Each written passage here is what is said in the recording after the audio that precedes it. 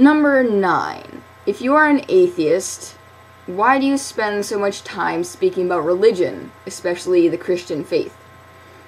Because religion affects the world more than almost anything else. Religion is how some countries make their laws. It's why countries start wars. It's why people kill each other. Anything that's that important to the rest of the world is not something I can ignore, even if I don't believe in it. You know, just because I don't believe in a god isn't going to stop me from talking about it, if it is a moral issue. Like, you're heterosexual, why do you talk about homosexuality? You know, Westboro Baptist Church, why do they focus so much on homosexuals if they're not homosexual? You know, I'm not saying they are homosexual, I'm saying if a topic is relevant to the way you live and you have an extreme opinion on it, you're going to share that opinion. Number 10.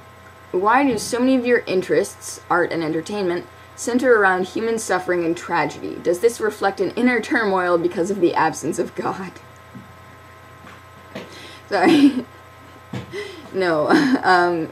There's no need to assume that anything relating to tragedy in my life is because of my inner turmoil, because of my lack of God. No, my lack of God does not bother me enough to focus on tragedy. It's cute that you think it does, though. No, I think the human focus on tragedy and suffering is because it's something everyone has to overcome, you know, and people are always looking for support to overcome them. No one looks for support to overcome joy, you know. It's not something we have to worry about overcoming. So, when people are trying to overcome things in their life, they're negative things. They're tragedy, they're human suffering, you know, death, depression, all that kind of stuff. That's all bad stuff that people have to overcome. People don't focus on things that they don't have to overcome. You know, everyone loves a story of triumph. You can't triumph over joy. You can triumph over death. You can triumph over depression. You know, you can triumph over all sorts of tragic things. You know, there's no way to triumph over something good. So, that's that. Number 11. If Jesus were physically alive today and preaching the same message as he did before, would you accept his teaching as being valid and viable to our community and to your own personal life? Some of it, yeah. I'm going to have to go with Gandhi on this one and say, I like your Christ, I do not like your Christians. You know, Jesus Christ is a good figure. He's a great moral figure. He had, you know, all kinds of good morals, but, you know, there are things I don't agree with. Although, you know, his love thy neighbor thing, that's a good one. I like that one. I happen to be a pacifist, and I'm big on respect and, you know, empathy, trying to get people to agree with each other, so that's a biggie for me. So I would have to say, yes, I would agree with some of Jesus' preachings if he were still alive. Number 12. Considering all the opinions you express about the dangers of religion and the world's problems, why don't you offer any solutions of the problems on a specific level? Okay, here we go. People who don't want to be helped can't be helped. I can't help you if you don't realize what you're doing is wrong. You know, I have plenty of solutions, but people wouldn't listen to them.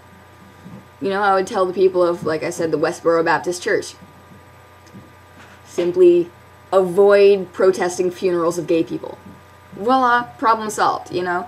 But, they're not going to go for that, you know? And to the Israelis and the Palestinians, I would say, stop fighting, share your land, stop hating one another, be peaceful, you know, stop hurling missiles at each other, you know, just little things like that.